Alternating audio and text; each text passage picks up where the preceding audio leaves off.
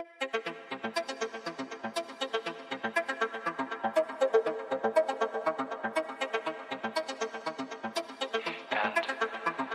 influences my thinking and consequently my actions.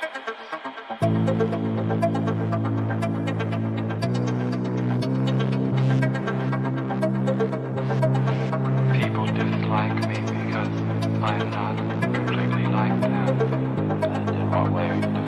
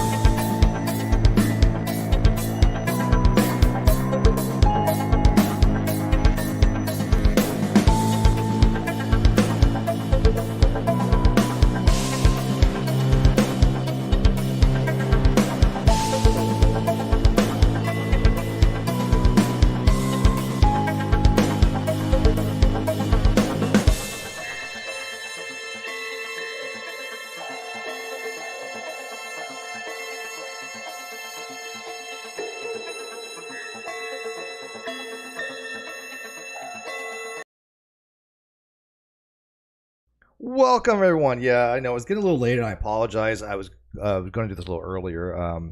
As you may know, I was watching Tia's stream, which I pretty much watch most of her stuff relating to some of the people I know. A lot of things she's talked about, just like a lot of commentaries, communities. I don't really follow the stories, but she has a vested interest in exposing Katie Joy for what she's done to people, and of course, well, so do I.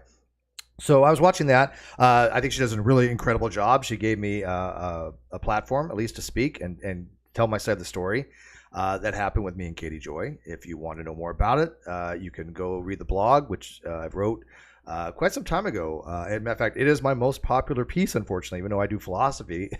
For some reason, my blog on Katie was more popular than anything.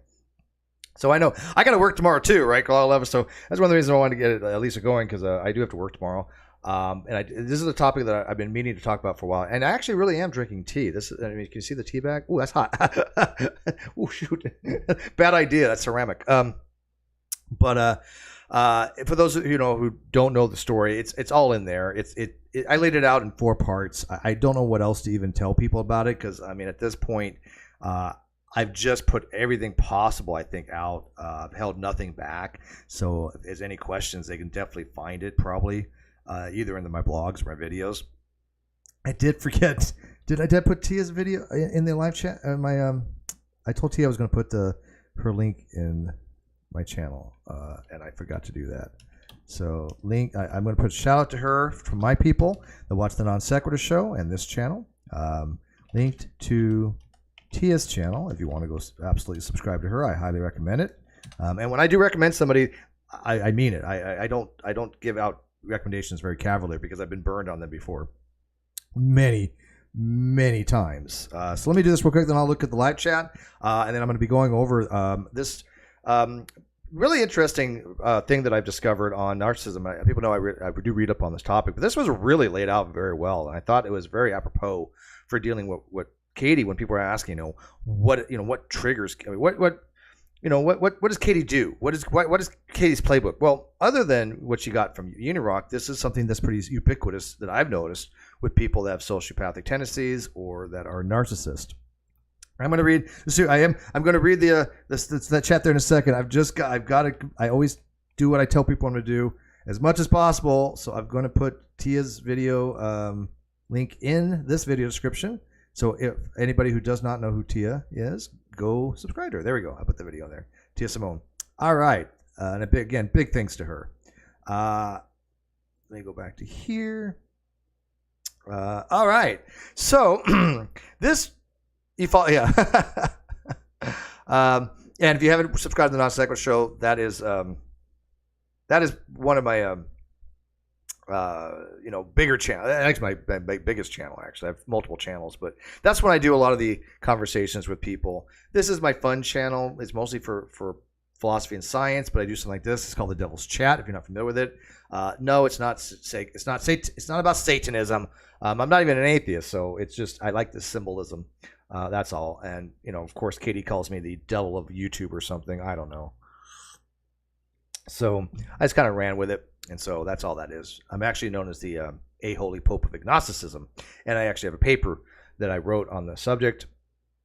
And I'm going to be writing another one, actually. I'm going to think about writing another one. I've got another topic in mind. But my paper is in the top 0.5% of academic.edu, which I said that for a reason. I actually pointed that out for a very specific reason tonight, because we're going to be talking about narcissism. And I was going to tell people, hey, look, I got this paper out there, and I'm proud of this paper, and have that kind of compared to Katie Joy Paulson, because there's one thing to be proud of your achievements, right? There's one thing to be proud of your accolades and things that you've done. Nothing wrong with that. I don't think there's a problem with pride. They say pride before the fall kind of stuff, and it's one of the 7 deadly sins. But healthy pride is nothing wrong with that. It's when pride becomes malignant. It's when pride goes beyond that. And also when you start trying to say that you've accomplished things that you have not accomplished, or overestimate and over-embellish your accomplishments. This is what we see from people that actually do have what is called narcissism, or narcissist personality disorder. I am not a philosopher. I'm not a psychologist. I'm not anybody that has anything to do with psychology. I read about psychology stuff only because my hobby happens to be epistemology, which is the study of beliefs and knowledge. So there's an overlap. But psychological beliefs and philosophical beliefs are very, very different. And so my interest tends to lie more on the what's called propositional beliefs rather than psychological beliefs. But there is some overlap there. So I do have fascinations by reading about different types of narcissists. There's high-functioning narcissists, which I would put Kyle Curtis as. There are covert narcissists, which are people that really try to do compassionate trolling, I think, that actually are just doing it to mess with other people. We know a few of them in the community I would consider to be compassionate trolls that would probably fall under what would be a covert narcissist. But then there's the malignant narcissist, right? And so this 5 ways narcissists project and attack you is so typical of what I've seen from especially what I would consider a malignant narcissist. And I wanted to go over with you and kind of like ask you guys, who's the biggest narcissist? Because, again, one of the things they do is project. Steve's a narcissist. Why? Because I'm proud of my military career? That I'm proud that I graduated from Naval Nuclear Power School? Yeah, it sucked. It was hard. It was a lot of work. I am proud of it. But that's not what narcissism is. Narcissists will actually go out of their way to lie about their achievements and embellish it to the point where, like, for example, I call yourself a reporter when you've never been to journalism school, when you have no reporting credentials. Katie Joy has never worked for a news organization. She doesn't report to any news organization. What makes her a reporter or, quote, journalist? And come to find out, she actually appropriated the term when she was working at Pathos through Suzanne, who wanted to join tonight, but she's unable to. She did write something on her community page, which if I have time tonight, I'll read Suzanne's community page, but I might do it another night because it's really long and I haven't really read it yet. But from what I understand through Suzanne, Katie Joy appropriated the term reporter because they didn't want to be called bloggers through Pathos. So she was like, oh, I'm not going to call myself a blogger anymore. I will call myself a reporter. Well, unfortunately, that's like, I guess, people that, like, for example, a person who a train engineer, right? The train engineer controls the train. Are they an actual engineer? No. Have they gone to engineering school? No. They have, mathematics? No. Sanitation engineer, right? It's a more lofty way to say garbage man. And that's not to degrade garbage men by any means. That's probably, one of the most respectful jobs in the world for what they do, right?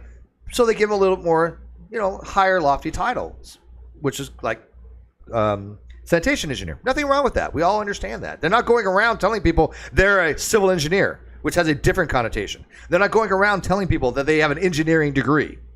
That's the difference. So, like in my training, sure, some people could be called what's called a nuclear propulsion engineer.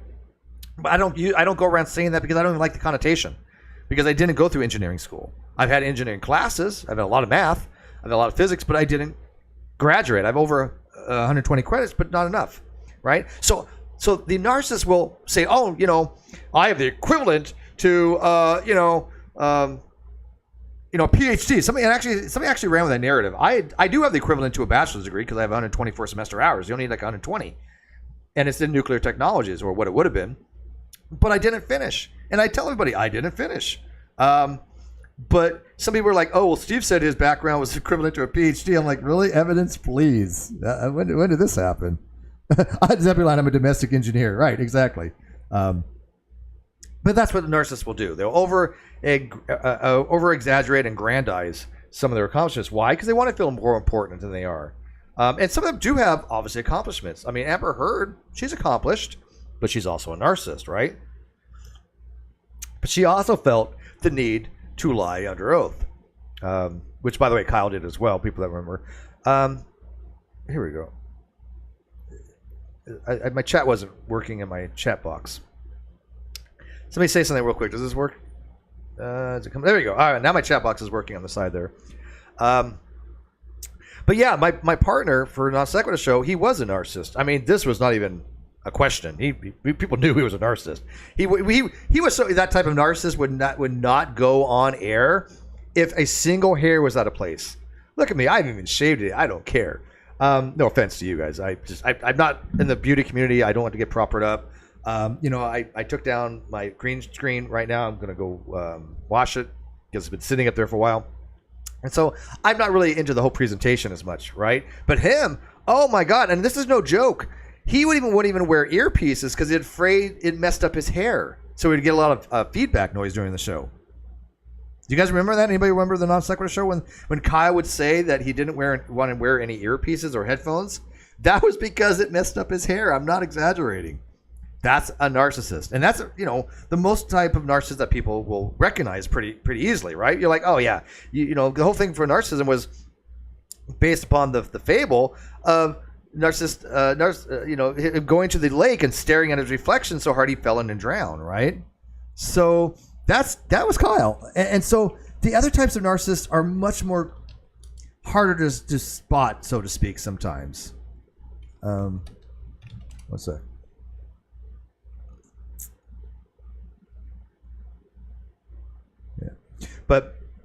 But yeah, if you guys know the story, so a narcissist, narcissist. I think it was a Greek god. Was it that was the name? Greek narcissist. But yeah, he was so enamored by his image in the reflection from the water that he just basically fell in and drowned. And it just happens to narcissist.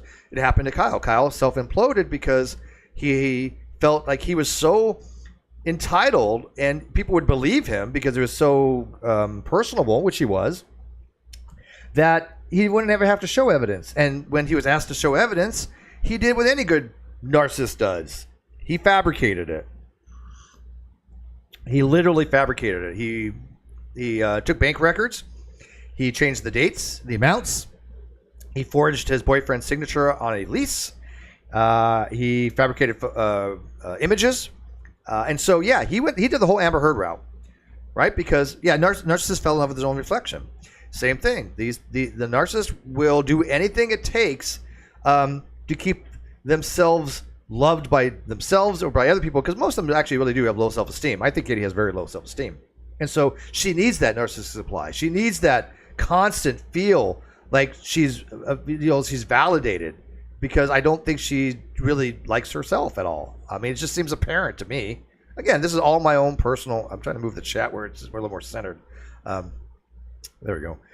This is how I view it, because when I knew Katie, and this was like, again, back in the 2018, 2019, she was always about things dealing with how it affected her. And Suzanne would say the exact same thing about her. And so this was a pattern early on, because I had noticed that she would be like, for example, my conversation with her one time, I had asked her, can you come do the show tonight? Kyle's sick. He has a 102-degree fever. And she's like, oh, well, let me go get prettied up. And I get, like, some people do this to fish for compliments. Hi, Tia. welcome. And I appreciate you again. I think you missed the introduction, but I shout out your channel. It's in the video description, and I very much appreciate you giving me a platform to speak on this because it's hard. And I hate to say this, but I speak straight here. That's one of the reasons why a lot of people probably don't listen to my stuff. But I tell it the way it is. I don't check a lot of boxes. I am a heterosexual, cisgender, white male, which has privilege. There's no question about it. I mean, there's no question about that. And so people are less likely to listen to someone like myself than somebody who is a female that says, hey, look, this has happened to me. And I get that. There's reasons for this. I don't deny that. I don't have a problem with that. But at the same token, doesn't mean that cisgender, heterosexual white male is not telling the truth. And that's what I ran against. I didn't have the boxes back then to check to say, oh, listen to me. I'm a female. I have some kind of minority thing. Because they have been disenfranchised. They have been not taken seriously historically. And, America has done crap for a lot of them. And it sucks. And I know this channel and the Non Sequitur channel are very pro-LGBTQ. And I'm against bigotry. I'm against racism. And I'll always be standing up for that stuff. But people like Katie, she'll do it in words, right? It's all feigned with her. She doesn't give a damn about the LGBTQ community at all. I mean, if you guys remember the whole flag situation, right? When she accused people of coming to her property and destroying her flag, that never happened. And it was proven it would never happened.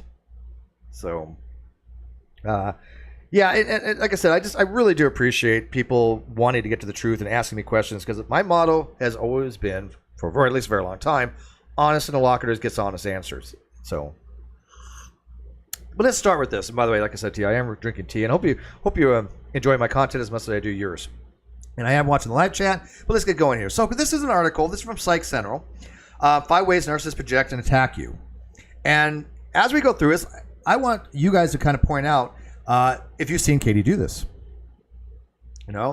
And hopefully you can read it. Let me know if you can't. And once again, don't get all freaked out by the devil's chat. This is what I call this. There's no satanic overtones. Although I do like a satanic rock group called Ghost. People know this, but I'm neutral. My philosophy is believe what you believe, have reasons for it, whatever. We can have a conversation, right? I don't want to judge people because of their beliefs. I never have, never will. So when somebody says, "Oh, Steve was after Christians," no, my roommate's Christian. I love her to death. She's family to me. I couldn't care less. If somebody believes, great. As long as they don't harm anybody, go for it. Absolutely. If you get security from it and faith from it, and it makes you a better person, why would I be against that? Do what thou wilt. Likewise, Tia. Very likewise. You were a very pleasure to speak with. Surprised we haven't sooner. But again, I understand you kind of want to get a neutral thing, and I do get that. Okay, so this says most narcissists generally lack self-awareness. Right off the bat. By the way, I'm going to turn off my green screen thing. I forgot that I had it on because I have it down. So let me turn that off real quick if I may. There's got a crackling in the background.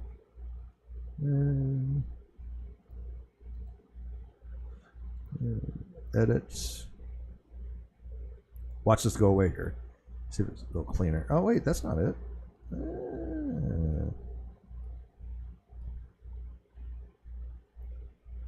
I don't have my filter on. That's weird. Do you see it crackling? That shouldn't crackle like that.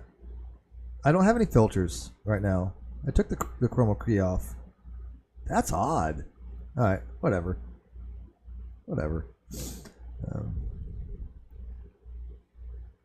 Oh, I have it on here. That's why. Oh, I do have it on. I'm looking at my OBS. There we go. That's better. How's that? Okay, so yeah, but most narcissists lack self-awareness. Right off the bat, that describes Katie Joy. She's incapable of having self-awareness. Just absolutely incapable of it. Right? Indeed, their sense of self-esteem and self-worth depend on how others perceive them. Exactly like I've been telling people about Katie Joy. And they tend to deny flaws in themselves and blame others for their own shortcomings, mistakes, and misfortunes. Once again, right? Once again, that is exactly what we see with Katie Joy. And they call this, there's a word for it. This is called projection. And people with narcissistic tendencies are often projection-heavy individuals. And I think that's one of the most succinct way to describe Katie Joy and a narcissist, that they project what they feel about other people, or they want to believe other people about other people, because that's how they are. They lack self-esteem. They have their own shortcomings. They want to project them on everybody else. If they are doing something shady, they think that everybody else is doing something shady.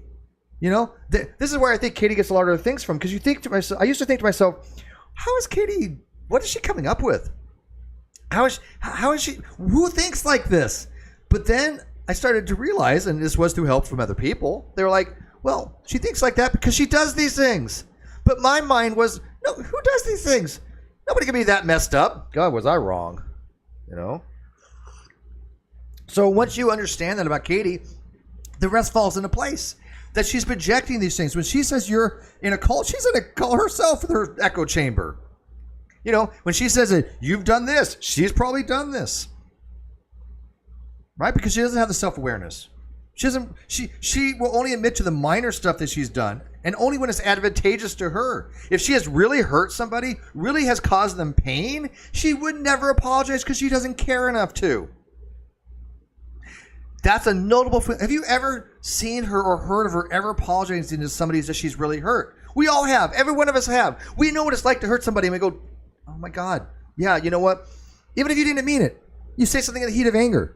Right? You have a fight with somebody that you love, and you harm them because you've said something you know has harmed them, whether it be accidental or not, and you apologize to them. You express to them that you really feel contrition, that you really feel like you have messed up. They're going to forgive you or not. But she doesn't have that ability. Why? Because as somebody who I believe is a sociopath, she lacks those social construct things that we've all grew up with. She lacks those skill sets that most of us develop growing up to how to really feel for people. I don't think she's a psychopath. There are psychopaths out there, absolutely, that we know. She's not a psychopath. I do believe she's a sociopath, which sociopaths tend to be environmental, why they lack compassion, why they have a diminished compassion. And then psychopaths are born, basically, without consciousness, or some people want to say they were born without a soul, so to speak. You look in their eyes look dead. But anyways, this is called projection. And people with narcissistic tendencies are projection-heavy individuals. That's one of the greatest statements I've ever seen. And by the way, can you read this? Can you guys read this fine? If not, I could try to blow it up a little bit. Here we'll explore 5 different but related ways people with strong narcissistic, sociopathic, and psychotic tendencies deny, project, blame, confuse, and hurt others. Wow. I mean, deny, project, blame, confuse, and hurt others. Right now, Katie Joy Paulson is number 1 in the Grifties. And she has done all these things. Every one of these things. Denied, project, blamed, confused, has other people to do it, and absolutely has hurt people. And I do think that all narcissists are sociopaths, but not all sociopaths are narcissists. All right. First, number 1, calling you things that you're not. A classic example, you're cheating on me when you're not, but you can bet they're cheating on you. Have you ever been in a relationship, and many of us unfortunately have been cheated on, one of somebody that I was with 5 years, that she, for some strange reason, and I don't go into my personal history that much, but I will because I think it's important for this. Her motto was this: marry me or I'll find somebody who will. Marry me or I'm going to cheat on you. That was her game plan. Right? I can tell people that's not how you win over a spouse. Not a good game plan. So 5 years in the relationship, I had enough. She had invited somebody over to one night. I could see things kind of developing. I'm like, I'm not dealing with this. Packed up my stuff in a U-Haul, and I came back to California. Right? So, excuse me. But she was always accusing me of cheating on her. She's like, oh, you don't want to marry me because you're cheating on me. Never happened. Never cheated on that one once. I've never cheated on a girlfriend at any time. Not once. Not a single girlfriend have I ever cheated on. Not one. Ever. And people are like, well, yeah, Steve, we're talking about narcissism. We're going to compare you and Katie. Okay. Well, here's Steve saying, about his achievement. He never cheated on anybody. Yeah, but the difference is mine's a fact, and I actually have exes that you can talk to. And so there's a difference, again, being proud of something and not narcissistic. Again, everybody checks some certain boxes in cluster B. It's called cluster B, narcissistic traits. Everybody has some things they check off, right? It's just a normal human being. You know, you're proud of an accomplishment. You might humble brag. I've done some humble bragging. I admit that, absolutely. I'm aware of that, but I'm certainly able to admit some of my faults. A narcissist is not going to do that unless, again, it's advantageous to do so. I'm a Milwaukee atheist. I would never cheat on you, Steve. Well, damn right you wouldn't, man. Come on. Yeah. You know where the good loving is, Milwaukee. But I think a lot of us have been in relationships have been like that before. Navy vet says, sounds like my ex-husband. Yeah. Because cheaters usually will project that onto other people. They project that if they're cheating, they're going to think that you are, right? Oh, you're selfish because you don't want to do what I'm asking you to do. You only think about yourself. Meanwhile, they're the ones who constantly make up excuses, break promises, and are unreliable. Think only about themselves or compete with you. Everything's a competition. Not only that, they will forget all the things that you've already done for them. They're very quick to point out things they've done for you and then completely forget things you've done for them. It's like, hey, yeah, you know the things I did this, and this, but that was yesterday. It's like, but that's what they do. That's what they do. They tend to forget things that you've helped them with. And I've helped a lot of people. Sure, a lot of them have just thrown me in the bus. We all know this. But the difference is I still know what I've helped them with, right? And I know who's helped me. And promises are a big thing with me. When a narcissist breaks a promise and they do so, it harms the other person, right? It's a psychological weapon to break a promise because people rely on that. And it's part of our human nature as human beings in a societal function because of what's called contractualism, which is basically contracts we have with each other, what we owe each other, if you want to go into Scalion's approach. Again, philosophy. That if everyone went around breaking promises, what kind of society would we have? If everybody went around, and you're not lying 100%, because if everybody lied, then they'd all be telling you know what the truth is, right? Because if you always lie, if everybody lied, all you have to do is just believe the opposite, right? So the malicious thing is if you never know if society is lying or telling the truth. If you have somebody who's just almost always lies, but some tells the truth, you can't trust them, right? But if we had a society where it was normalized to lie, how would that function, right? You could never have anything as far as like a verbal contract. You could never have any kind of gentleman's agreement. You couldn't even trust your neighbor, right? If it was a normative thing to lie, society would not function. So breaking promise is a huge thing. And this is why I go out of my way. If I tell you I'm going to do something, I want you to be able to take that to the bank. And if I don't fill it, there has to be reasons for it or need to give a good excuse. And I will apologize, but I will definitely go out of my way to do what I say I'm going to do. By the way, hey, Kano, did you notice? Look at the table. Kano? I think she's watching this on lag, or on delay. Also, she's going to look over here because she's going to hear her name because she's wearing headphones and she listens to it very loud. I think she's listening to this stream. But anyways, she asked me to do something tonight. I just wanted to point out that I did do it. Maybe she's not listening to the stream. I don't know who she's listening to. Kano! Who are you listening to? What channel are you listening to? Nothing. I'm watching Facebook. Oh, okay. Did you notice what I did? Yes. Did it look good? Yes. Did I tell you I was going to do it? Yes. Did I do it? Mm-hmm. There you go. That's it. See how simple it is? That's just normal stuff, Yeah, she wanted me to clean up my desk, and I did. It wasn't a big deal. All right, but anyways, but the big thing I took away on this is making promises. Because I don't think anybody would trust Katie to keep her word, would you? Would anybody trust her to keep her word? No, not a single person. In their eyes, they are entitled to your resources, time, money, energy. There you go. And you are aggressing against them when you won't, can't, or don't give them what they want. They will not reciprocate unless there is some reason for them. Again, everything has to be reasons for them. Right? They'll never go out of their way to do anything for anybody else unless it benefits them. They'll use various manipulation and abuse tactics like name calling, mocking. Who's done that? Who do you guys remember when Katie Joy was mocking the girl from Teen Mom. What was her name? Wasn't Sophie? Chelsea. Chelsea. She was mocking Chelsea, somebody who has known mental health issues. Bullying. Triangulation, which is a whole different thing. If you want to listen to a really good video on triangulation, again, humble bragging, but I'm letting you know that because we're doing something about narcissism. I'm going out of my way to phrase things these ways because I want people to compare me to Katie because Katie's projecting I'm a narcissist. I was like, really? Okay, let's analyze that. But if I think I have a good video on something, is that being a narcissist? Because I did a video on the Cartman triangulation, and I think it was a pretty good video on it. I don't think there's any harm to having some pride in your work. Yeah, you cleared your desk, and I won't be able to find anything. You're right. I have a controlled chaos.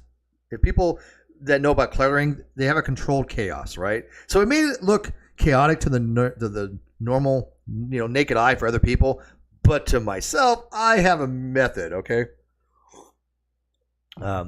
But yeah, triangulation was called the Cartman triangle. Minimizing, and by the way, that Cartman triangle we had on Katie because Katie can play all three parts of the Cartman triangle, all the way from the victim to the savior. It's just she just goes from one part of the triangle to another. And triangulation. Well, actually, a triangulation on that was actually. I'm sorry, they're talking about different triangulation. They're talking about triangulation. I think that they're talking about is when you bring in a third party to your situation.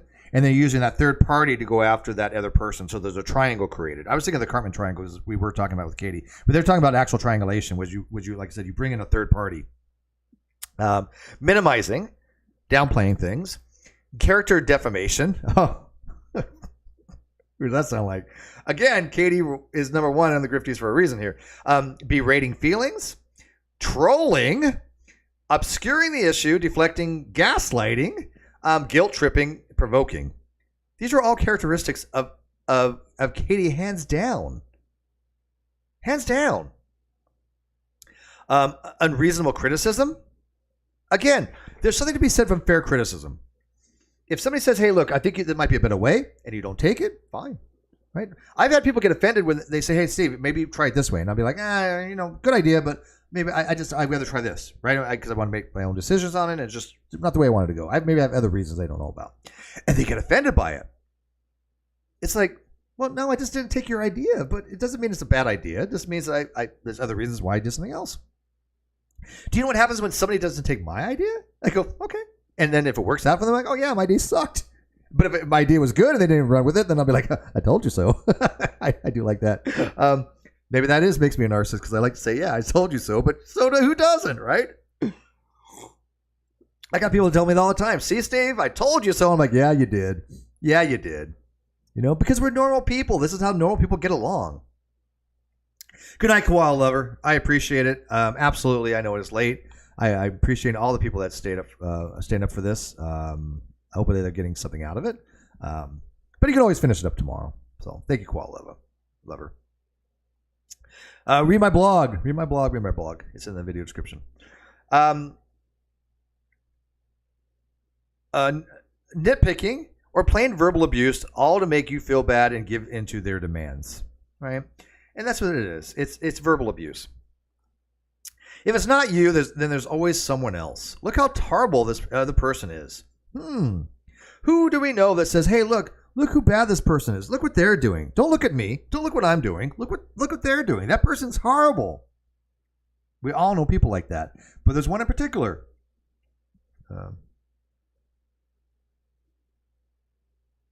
Tracy said, sorry, Steve, when you said trolling, I went to fishing in a lake. I've never done that. I've done lake fishing, and I've done not really deep sea fishing, but I've been off the coast of the fishing. But I haven't tried like trolling. Like where you have the boat and you're with the fishing rod. But that'd be fun.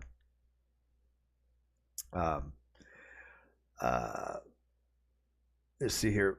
Oh yeah, but look how horrible this other person is. Right? Always somebody could complain about.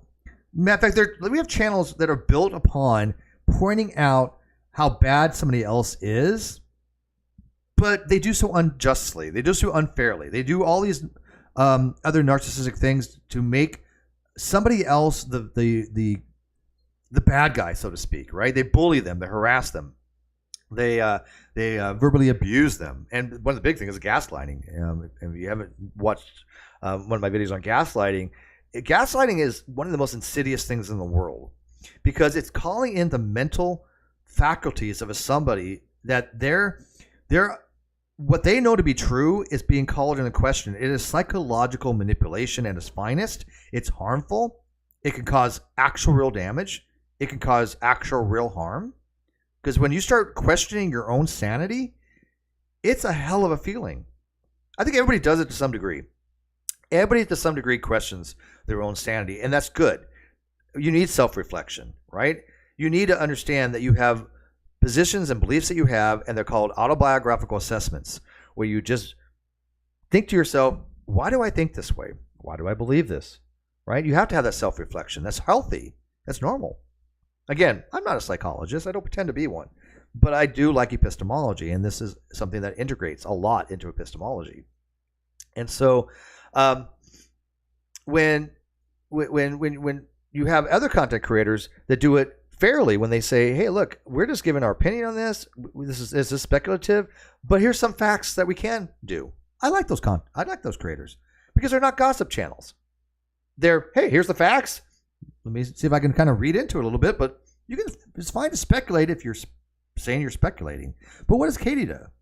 What does Katie do? She puts things speculative as fact. That's gossip. That's just wrong.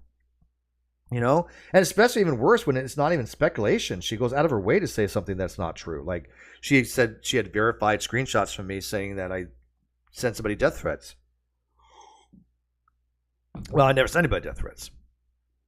By the way, welcome to my mod out there. I forgot to kind of say hi to her as well, Nikki38. And yeah, my introduction, by the way, I had EKC people suck. I usually do this with EKC. Or Jim Jules, and I have to re-render it every time. And I rendered the final thing for this one, and I didn't take EKC out. But sometimes I might do it with Nikki, maybe. But Nikki, and I love streaming with Nikki. She's great co-host, I guess you can say. And anybody wants to, by the way, if anybody wants to come in, I can open this up. I'm just trying to get through this as much as possible, and then maybe open it up if you guys want to weigh in. So I'll open this up to be a free-for-all chat. As soon as I get through these, and I'll push it. Yeah, I'm up late. I know. I was off for 2 days, and so I've been working on projects. I've been trying to write another paper, or start to get ideas to write another paper. And there's some software that I've got that I'm working on, trying to learn. But let's go on through. And do you know what that person did? Look how horrible this person is. And do you know what they did? Let me tell you what this person did. Oh my God, the Duggars girl wore pants. Yeah. Yeah, did you know that? Can you believe that? One of the Duggars girls, she wore pants. Let me clutch my pearls. Who does that sound like? Because that's exactly what it is. Look over there. Look at that person. Look what they're doing. It doesn't even have to be anything bad. It could be mundane. But that's what they do. Hi, Mama the Boss. And it goes on to say, meanwhile, forget about me and my shortcomings. Let's find someone else with flaws and talk about them. That way, in their mind, that we don't have to think about my shortcomings, and we will come to the conclusion that I'm great by default because everybody else is so horrible. Yeah, it's comparative, right? So if you have somebody that has low self-esteem, and you have somebody that wants to aggrandize themselves in certain ways, one of the ways they can do that is by relative comparison. That, oh, look, I might have done this, and yeah, I'm a bad person for doing that, and I apologize, but look what this person did. There's a name for that in philosophy. It's called tu quoque. The colloquial name for that is called whataboutism, but in the formal sense, it's called tu quoque fallacy. Basically, something along the lines of, hey, smoking is bad for you while you're smoking. And somebody says, well, you're smoking, therefore smoking can't be bad. Well, myself smoking, which I don't do, I quit 7 years ago, this December. Just because I'm smoking might be a performance contradiction. Somebody could argue that, but you can't argue that smoking isn't bad for you merely because somebody's smoking, because that's tu quoque. That's That's a fallacious reasoning because it doesn't show that smoking is bad for you. We all know smoking is bad for you. I'm so glad that I quit. But that's what the narcissist will do.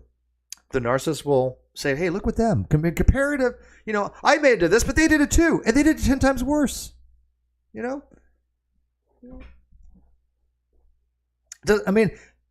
a lot of this sounding like Katie Joy to you? I mean, because it sure does to me.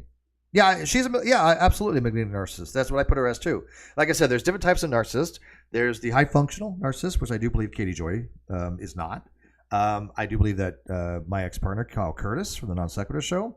By the way, if you type in, I didn't put the link, but if you actually type in Kyle Curtis Non Sequitur Show Forbes.com, there's two articles on Forbes about the whole situation.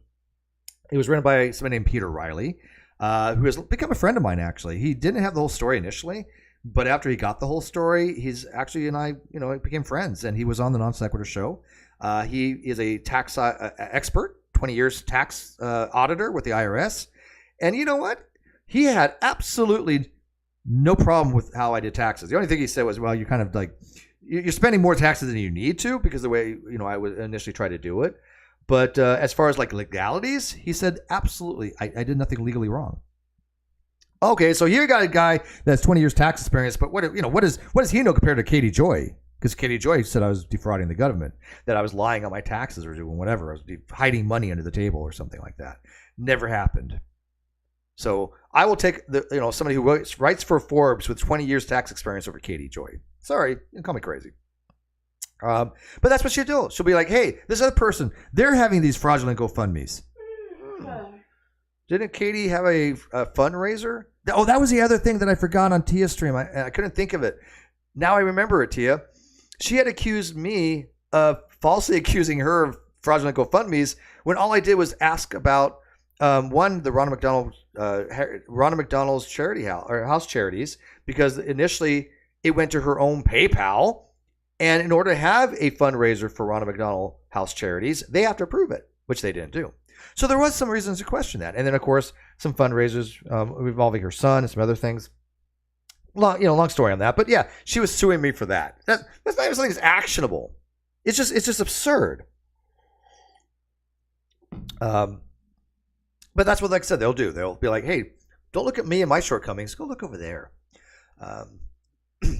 So far, so good. We're only at number 1, by the way. We got 4 more to go, but I'm going to pick up the pace here because I do want to open this up to you guys. If you guys have anything to add, I can start a StreamYards thing very easily.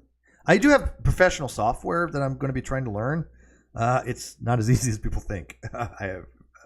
It's difficult, but I am trying. I'm going to be learning. But let me open up a StreamYards just in case, and I'm going to put the link in the video description, or it should be the live chat there. And if you guys want to come in. It's just going to be sound only, no video, because I do get trolls. Paid for some of them probably. But yeah, there's some sick people that'll go around to people's chats and do stuff to try to get them taken off air. Because again, they're sociopaths. That's what sociopaths do. Anytime you see somebody making like a new screen name that mocks somebody else or is trying to impersonate somebody else or goes into a live chat just to troll, that I think is a sociopath. I absolutely believe that's a sociopath or a psychopath. You can't, sometimes it could be either. But if you want to come on in, that is the link to the StreamYards. I'm going to have it open right here where I can bring people in if you want. It is audio only, so don't need to get all fancied up or anything. But there you go. Awesome. All right, so continue on. Number 2, grandiose mimicking and exaggeration. Narcissists think that they are superior, ultra, turbo, mega special. I love that. Super, ultra, turbo, mega special. And they deserve exceptional treatment, or they are justified in hurting others. They have grandiose goals and exaggerate their achievements to appear more impressive and more superior, like, calling themselves a reporter. But they believe that they are justified in hurting others. Oh, well, that person is a bad person. Therefore, what we do to them is justified. Them trolling is justified. It's never justified. It's never justified to cause harm by trolling others by emotional manipulation or going in real life. I've never called the police on anybody. Well, I mean, I have in real life. I mean, but it started like people I know, when like people have stolen stuff. But I mean, I've never done anything on the internet to call CPS. I was accused of that. Everything. This is so funny because again, I think Katie does a lot of this stuff, and so she projects it on other people, right? But their view is, oh well, it's okay if we lie about this person, or we spread misinformation about this person, or we make a fake. I've had numerous fake accounts that pretended to be me. One of them involved somebody making an account pretending to be my daughter, and then little trigger warning here.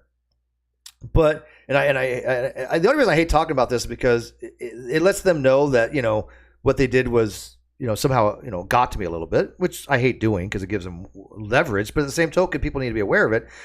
One of the trolls out there that was on Katie Joy's side and Unirock's side or whatever made a Twitter account pretending to be my daughter, trying to convince people that I had raped her as a child. Yeah, that's how disgusting these people are. Absolutely disgusting they are. And of course, I let my daughter's mom know about all this stuff in case, if it ever comes up. I didn't want my daughter to be like, what the hell is this? And my mom was livid about this. Not to me. She knows my character. And she had a statement on it that she wanted me to read on behalf of her, and I did. I read it because I get along great with my baby's mom. In fact, in the 5 years we're together, another relationship that was 5 years, but in this particular one, we never had a fight. It wasn't until we never had really a fight until our last, the one fight we had, it was a good one, and that was the last of that. But it was a lot. It was a lot of stuff. But I mean, we did get along though. And she was one of my dear friends before we even got together, and so we have no issue whatsoever. It's been a very long time ago. My daughter's 17 now, but my daughter's underage still. But they did this in order to try to cause emotional harm to me. Now, granted, I understood that it was a troll, but other people, they might have thought it might have been serious. They might have thought it had actually been her. This is it's character assassination, right? So this is what you got to watch out for by these people, because they will go in real life. They will do some really crappy stuff because all of them are either sociopaths or narcissists. And again, I think all narcissists are sociopaths. Well, of course it's wrong, and kids shouldn't be involved. But here's the thing. They don't care. You have to... See, here's what I noticed about since I've been on YouTube.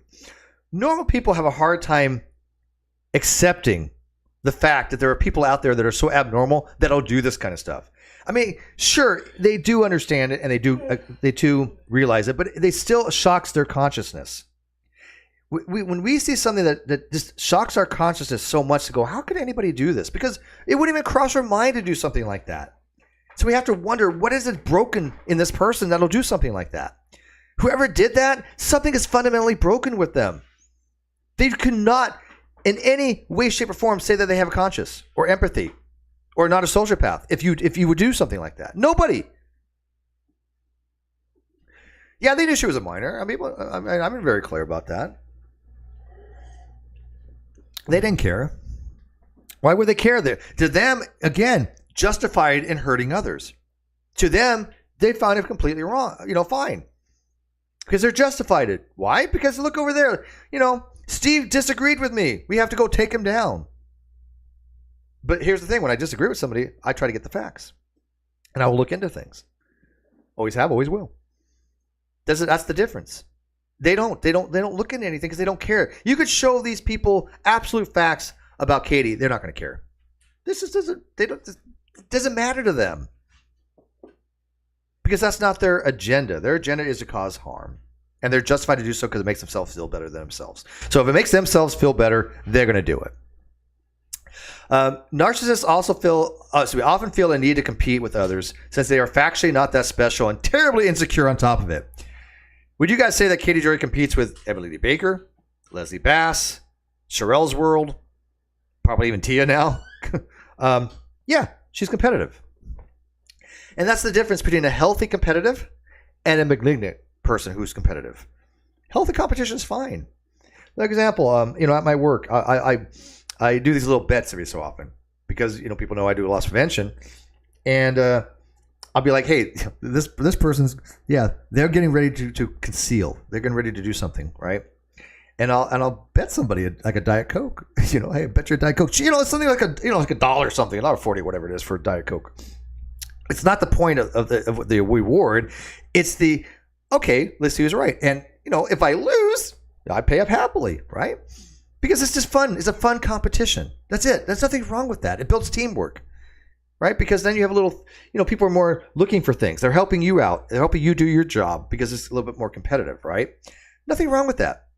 But she, for some reason, thinks that she has to one up everybody and be like the number one when she doesn't have the skill set to do it. And I do believe that she has gotten where she is by nefarious means. Because think about this. Do you all think that for a second, Katie would have gotten 245,000 subs, whatever the hell it's at, if she was honest? If she didn't ever tell a lie? Not for a second. She got it off the backs of other people. She got off my back. She got off my back because she was a nobody at the time. She was a mommy blogger.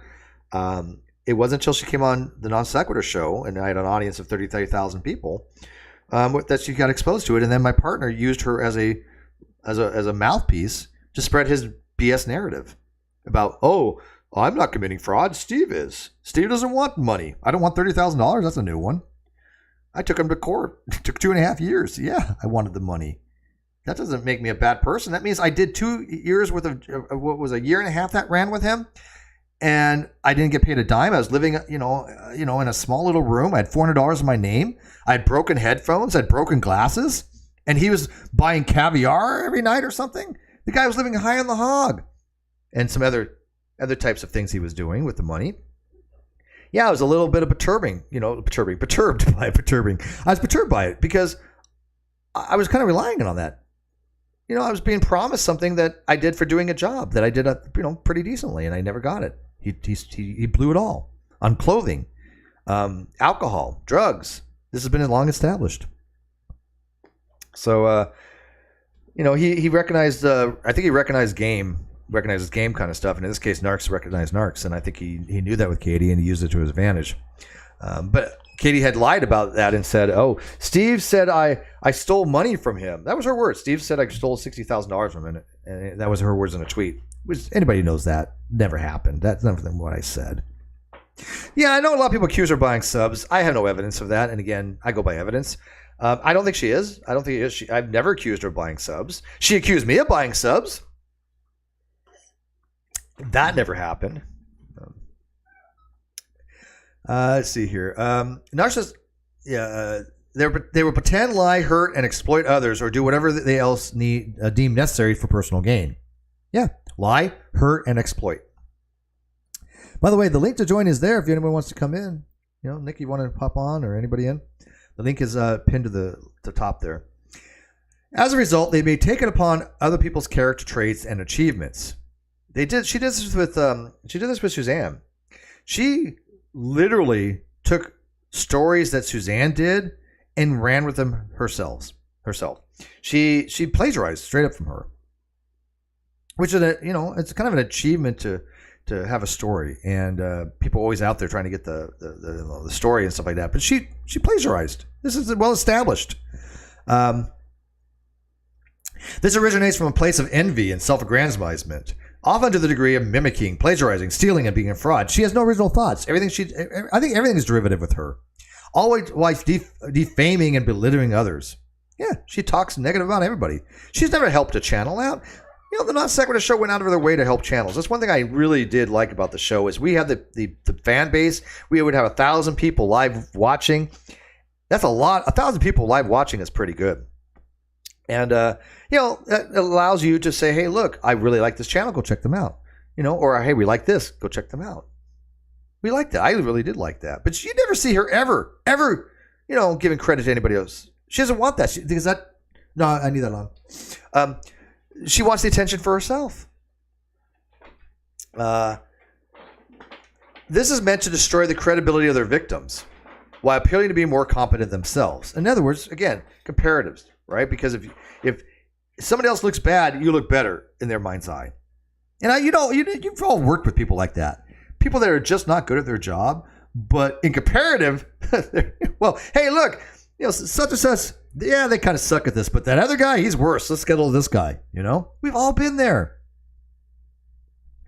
I think narcissists just tend to take things we all know about society and societal norms and then run with them for their own benefit because they don't grasp the social norms. They see them, but they don't understand them. They have no ability to really understand relationships. They don't have close relationships. They just don't know what that's like. How many friends does Katie have? Did she ever had a real friend? I seriously doubt it. But it is meant to destroy the credibility of their victims because that makes them seem more competent. And she did this for years, trying to destroy my credibility. You know what? I'm still here. And now things are coming around going, oh, crap, Steve was telling the truth. Well, no kidding. Why? Because I kept the receipts. And I didn't make some receipts public for specific reasons. This is another weird form of projection where they see something they admire in someone, for example, like financial status, buying furniture, buying property, buying cars, buying something, buying cosmetics. I see Katie do this all the time. Oh, she goes out and buy this $300, $600 cosmetic palette that she doesn't know how to use properly. Not that I'm a cosmetician, but I can understand somebody digging into the cosmetics. I mean, I worked for Kohl's for 6 years. I technically was in charge of the beauty department to some degree. It fell into kind of a purview to customer service. Everything was customer service but I wasn't directly in charge of beauty, but I would be in the beauty thing, and I have to know a little bit about the product, but not much. But I understand you don't dig into it. You don't like dive it out like you're picking out, like ice cream. And she just digs into these palettes. It's weird. But she'll go out and buy a $300, $600 palette. Like, oh, look what I got. I can afford a $600 palette. First of all, no offense, I wouldn't spend $10 on something like that because I would never use it. But if somebody wants to buy a decent cosmetic thing and they want to, use it to make themselves look better, nothing wrong with that. Look at Tia. Her makeup's on point. She knows what the hell she's doing. Right? But Katie has no idea what she's doing in the cosmetic thing. Nothing. But she wants to be held as if she did. She one time said that she knew more and was better at it than Toddy Westbrook, who sued her, by the way. I don't know. I don't think Tia's ever going to be able to get Toddy Westbrook on because she doesn't talk about this stuff. But yeah, I know Toddy's lawyer. Michael Saltz. Yeah, I know him. He was also the lawyer for who was it? Sherelle's World. And he was just with Emily Baker. Michael's asked me a few questions about some things, and he did warn me about some things. And I respect him for that. I appreciate that. But I gotta tell you, I know for a fact that he did not like Katie. He did not like Katie. And so, but that's the thing with Katie. Katie wanted to be better than Toddy Westbrook. Oh, I'm a makeup queen. Toddy doesn't know how to do makeup, really? Yeah, she does. I mean, Toddy Westbrook she's stunning, even without makeup. And I think Katie's envious of that. Right? So, see here. Instead of actually working on achieving, to be it actually an admiral or just a status symbol, and then instead of actually working on achieving it, they simply claim they've already have it or they've entitled to it.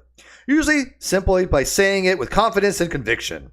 Consequently, as they claim these positive traits, achievements, or characteristics of others, they discard their own negative features onto their victims. They may or may not be aware that this is happening, but it's happening nevertheless. I think they do know. I think they do know it happens. Stuart says a $600 palette is an absolute ripoff. Again, look, some of them are expensive. I know they are. I mean, I don't know. Other than what I used to sell for Kohl's, which was nowhere near $600.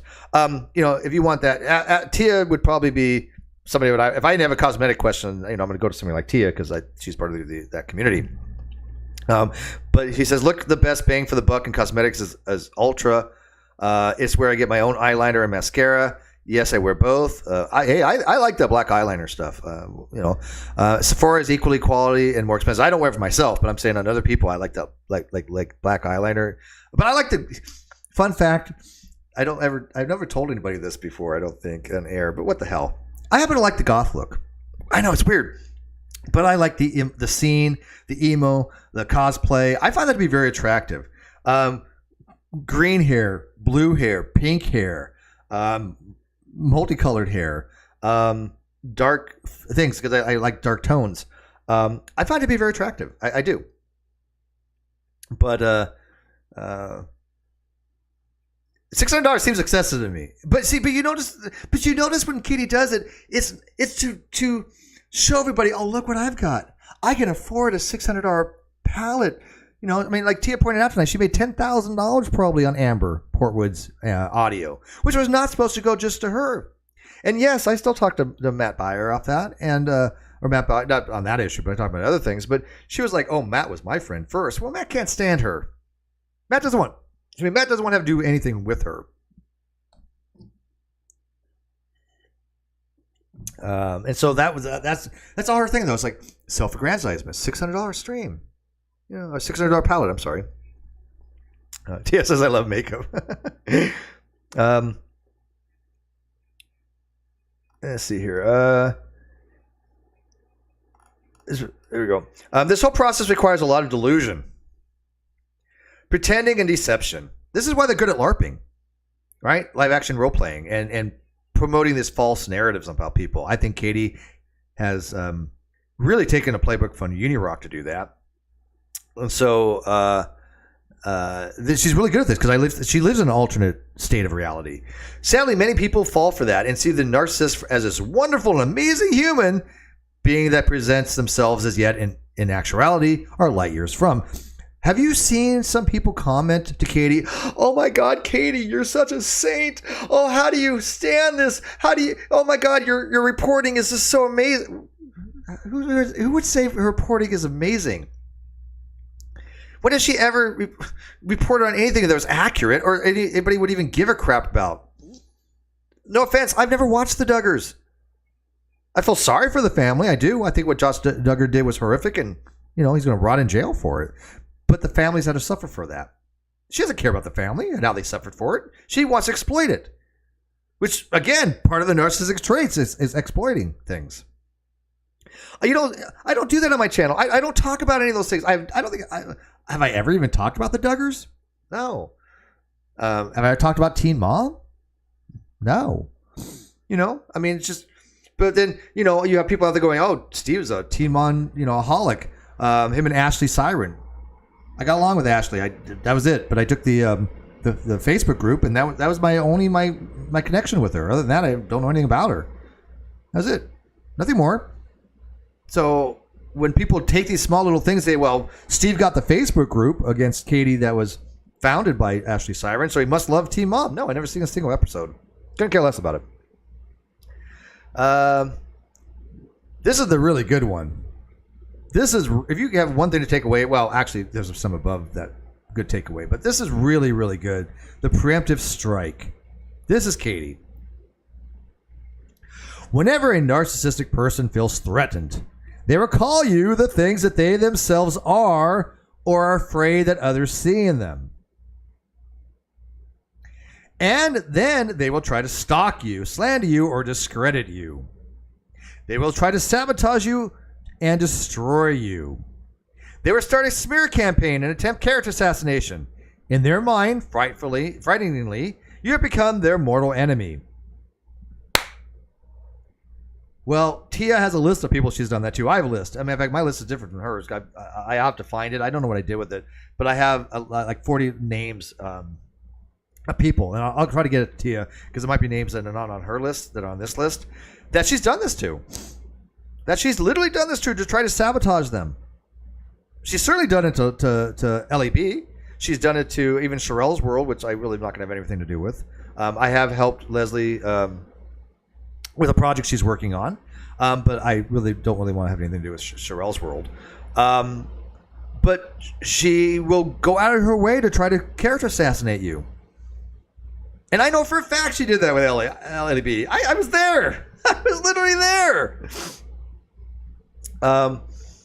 Because she sees people as her mortal enemy because they know the truth about her. So her preemptive strike is, let's character assassinate that person. She had a problem with me. One of the reasons why she had a problem trying to character assassinate me, the reason being is because I've even said this multiple times. If Katie cannot find dirt on you, she will fabricate it. And there's just nothing in my history that people are going to find. I know this. And so she has to fabricate stuff. And so her trying to character assassinate me was much more difficult than it would be for some other problematic creator. Like she did this to Creepshow Art, if you remember. Creepshow Art, we found out, was pretty dirty herself. You know? But Creepshow Art did a video about me. It got like, what, 300,000 views? Her character assassination with me? You know what I did? I didn't even bother to watch it at the time. I didn't care. I knew it was full of crap. I didn't spend time going after Creepshow Art. I was like, you know what? Creepshow Art's nasty. She'll get what's coming to her one day. She's gonna mess with the wrong person. She did. Found out she was stalking Emily Artful. And that whole situation there. But Katie used Creepshow Art as a weapon to try to come after me. I'm convinced of that. I know for a fact that's what it was. And then Creepshow Art was like, well, Katie wanted me to go after Steve, but I really wasn't bothering. Well, yeah, she made a video on me. Come on. Initially she did want to go after me because Katie Joy wanted that. Katie Joy wanted to use Creepshow Art as a weapon against me. Creepshow Art finally admitted that. She actually said, yes, Katie Joy wanted me to go after Steve, but she didn't. But she initially did. That's why she made a video about me. So they start these smear campaigns. And it says they also have no problem doing it all preemptively and calling it defense. Yeah, I'm not being mean. I'm just defending myself from people that are actually speaking the truth about you. No, that's not defense. That's slander. That's why she has so many lawsuits against her. Which, by the way, there's going to be some cool stuff coming on those lawsuits, I think, soon. I will tell you right now, it's personal with Todd. It is very personal with Todd, and has every right to. And I'm pretty sure that she's trying right now to convince him to try to settle. But I can tell you right now, I know he won't settle. Well, I shouldn't say I know because things do change, but I'm pretty well convinced he's not going to settle unless there's an apology in there somewhere, a retraction of her statements. But even then, when you have something like Katie, what good is a retraction? Get her channel. That would be punishment, but... Anyways, she goes on to say, so you privately call them out, set healthier boundaries, or end the relationship. They may be afraid that you can see their flaws, or that you will tell others what kind of person they are. Well, one of the things to preempt that is to block people. Look, I block people all the time. I'm straight up. Look, if you're a piece of crap, you start spewing nonsense, and you have nothing to back it up, I block you. But I usually give people a chance. Okay, you've made this accusation. Where's your evidence for it? People say that all the time. I have one person on my commented on one of my videos just recently. They said that something. I'm saying, oh really? What do you got? Show me what you got. Still haven't heard back from them, but I haven't blocked them. I haven't removed them. I don't think TC's going to settle either, but I do think that there's certain things that he does want, but the one thing he did actually want, he can't get because it doesn't exist. He wanted the name of the source that Katie had talked to with the show Christy Knows Best. But the problem is that we all know by now, or should know, she made it up. She never had a source. She did tell his lawyers that she didn't know the name of the person, nor had any contact information. So it's already, she didn't do any due diligence, even if she did have a source, which she doesn't. It's already the fact that she was malicious because she didn't go out of her way to vet this person at all. So it already shows malice. So he's going to win on that, because she either lied and didn't have a source. He wins. She had a source, but she didn't get the correct information or any information, which shows recklessness, which could be held as malice. But he knows he knows she doesn't have a source. He's known that for a very long time. Okay, whether you do that or not is not important to them. But in their mind, the mere possibility of it is good enough to label you as an enemy. And because a narcissist type of person has little or no empathy, they may imagine that you will behave as they would in these situations. Again, how many times have you been accused of something that they've done? Doxing. Because they've done this. Or, oh, I'm not doing this. That person is. But they're the ones doing this. Again, going back to the cheating thing. Why would you cheat on me? I'm not cheating on you. It's probably... Look, if you have somebody that you're in a relationship that always constantly accuses you of cheating, either they're extremely insecure or they're probably doing it themselves.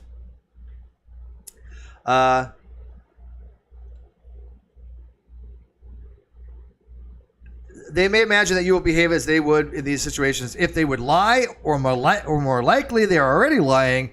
They were accused of lying. And again, that's her go-to. This person's lying. Okay, great. Where's the evidence? When I showed in my Me Too blog that she had lied about me, I had brought evidence. I brought a statement from David, who accused her straight out of lying. He says, I was in every hangout with you and Steve. This never happened. I include evidence that Kyle never even said it happened. Kyle hates me, right? He's never even said it happened. Then I had evidence of her giving multiple accounts of the story, right? Then I have evidence of her actual conversation that we had that she deleted that account from, but I have I got it off the server side because on my account it's still there. So I had evidence. You know what she had? Nothing. Not a single. I'm going to ask my audience. Did Katie even try to show a single piece of evidence? No. She said this. He did. Quote. The live chat was asking for evidence. She's like, he did. Stop. Just stop. Shh. Go watch the video. It's actually on my blog. Because anybody who asks for evidence is going to get blocked because she has none for any of this stuff. So they were always they would do all these things just because they think you are somehow trying to do it or might hurt them. They will also excuse you of the very things themselves are doing, and that's a big takeaway. Accuse you. I'm sorry. They will accuse you of things they themselves are doing. Big thing with narcissists. Guaranteed, many of the things Katie has accused people of, she's probably doing herself. All right, number 4. Boy, we're making progress here. This is a good one, too, because, again, you'll be seeing this trait a lot with narcissists. Is Nikki still with us, by the way? Nikki, are you still out there? Number 4, playing the victim. A common narcissistic strategy is to play the victim. You hurt me. Poor me. Instead of working through the issue with you or internally, they have no problem dragging others into it. Part of the triangulation thing. Into it by lying and painting you by the perpetrator as the perpetrator and as themselves as the victim. As again, the triangulation they do to bring in a third party, and then that falls into the Cartman triangle. Please make backup copies. Oh, I have everything. Yeah, I have everything. So, in fact, I'm cleaning up my drive tonight. Actually, I moved some stuff to a thumb drive, and then I have Google Drive.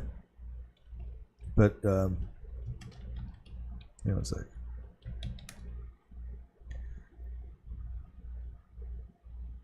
All right. Look. I'm running out of room of stuff. That's what I'm saying. I took off some games tonight, but I was running out of room because I keep so much stuff. Because again, you never know receipts come in handy, and I'm a little bit disorganized. I admit this, but again, controlled chaos. But they're one of the reasons why people have a hard time, I guess, finding dirt or creating dirt is because they don't know what I have and what I don't have. And so when they lie about something and I go, oh, look, really? This happened just recently. Well, I'll tell you exactly what happened. I believe it was, who was it that said it? Well, anyways, somebody had accused me of lying about, okay, Nick, you going to bed? Okay, yeah, go to sleep. Get some sleep. It's Easter time. I know. But I appreciate you sticking around. Appreciate you modding. Very much so. And we'll do some paranormal streams or something, But somebody had accused me of lying about the Holy Spackle being a mod for me at one time on the GDC G+. And I'm like, well, first of all, why would I lie about that? That seems awfully odd. I've known some of these people, these really heinous people, and yes, Spackle is a very heinous person, for a very long time. I distanced myself from them. I wanted nothing to do with them because I knew what they were like. They were trolls. She proved that on EKC stream, right? But somebody had accused me of lying about that. I'm like, really? So guess what I found? I found the message that the Holy Spackle said when she said, I'm stepping down as mod for the GDC Plus, and from the GDC gaming group that we had. Well, in order to step down from being a mod, you gotta once have been a mod. So no, I wasn't lying about that. But this person didn't know I have that receipt. Why? I've never showed anybody. But that's the problem. When you start fabricating stories and you start lying about people and saying, oh, I know this person's lying. This person was never mod for them. I was around this entire time. This is what they told the person. I was around during that time. They were never mod. Really? I have messages when they were modding. I have actually communications with them about modding the political group that I had some issues with. But yeah, in order to step down from a mod, you got to once be a mod. So, but anyways, good night, Nikki. All right, so going back to this about the triangulation, again, bringing in a third party, but there's also what's called the Cartman drama triangle, which I've done a video on, where you would have one person that takes the role of three different positions. Those three positions are the persecutor, the rescuer, and the victim. So they're not independent of each other. One person can play all three parts, but you have a person who plays back and can be the victim. You know, we see Katie will play this part quite frequently. You know, but look what happened in my life. You know, look at the things that I'm dealing with. You know, woe is me. But then they'll persecute somebody else and maybe go through something similar. Do you remember when Katie would do things like she would be talking to somebody in the live chat and she would be talking about her son almost passing, and yeah, her son did have some major medical stuff. When he was born, that's all true. But later stuff, it's weird what's going on. Some of the things she said, but yeah, initially. But then some lady in the live chat once said, yeah, you know, my son passed, and blah blah. Started talking and just like rude as hell. She's like, well, this isn't about your son. This is about my son. Something along those words. Who does this? Well, we're not talking about your past, you know, your past child. We're not talking about your deceased child. We're talking about me, right? It's persecution, right? And then the other part would be the rescuer. Oh, let me save you from yourself or save you from somebody else. I'll protect you. Don't worry about what they're saying over there. Come over to me. I'll protect you. And then, like I said, the persecutor, the rescuer, and the victim can just switch places on a dime. It's called the Cartman drama triangle. And if you haven't heard it before, I highly recommend checking it out. Like I said, I've done a video on it before, and it was a just fascinating topic. All right. It goes on to say it's callous and calculated. And again, it involves accusing you of the things that they themselves are doing or have done. So it is not uncommon that the audience of this dramatic spectacle doesn't see the whole picture or doesn't care enough to figure out the whole story. Exactly. Look, being on YouTube, it makes us, open to scrutiny. It makes us public, whether we become limited public figures or not. I'm still looking into that for Tia. But we are public. My name has recognizability to a certain degree. Katie's has recognizability to a certain degree with her own little sphere. She, as far as I know, though, she's been only cited from a handful of news organizations, and even then, most stuff she's got from other people. My name's mentioned here and there in a spattering of some academic works for minor stuff, but she for some reason takes those little accolades and blows them up so big out of proportion. Again, self-aggrandizement, that she's some big reporter, right? And that she could protect these innocent people that are being sucked into by these cults. Because that's her new shtick, right? She's a cult rescuer of some kind. But yet, nobody's ever came forward to say that they've ever been rescued by her.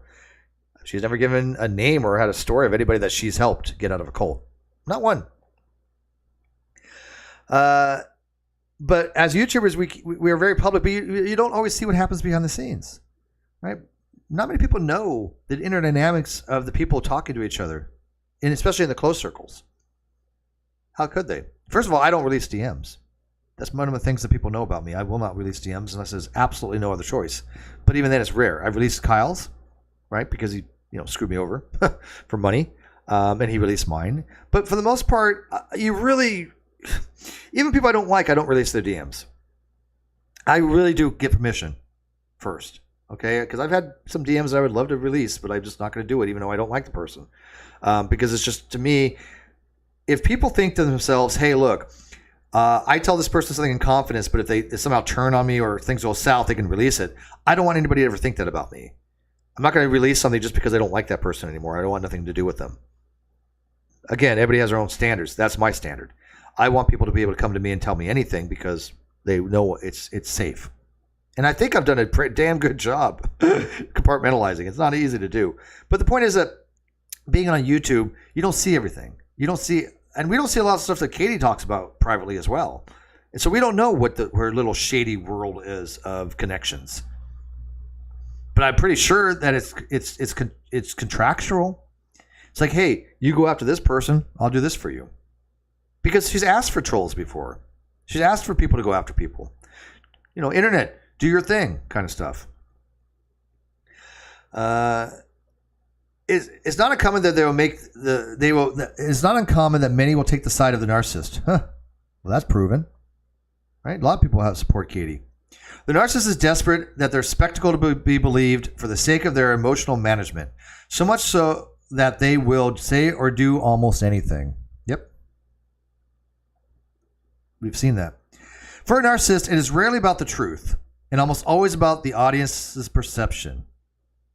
Huge takeaway on this. Again, this is a brilliant paper. Or not article, not paper, but article.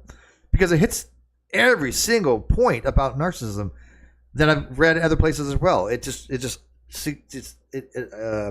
sequentially puts them out there. It enumerates them in a very, very succinct way. It's spot on. The wording on this is perfect. It's just perfect. Katie is worried about her perception from her own audience.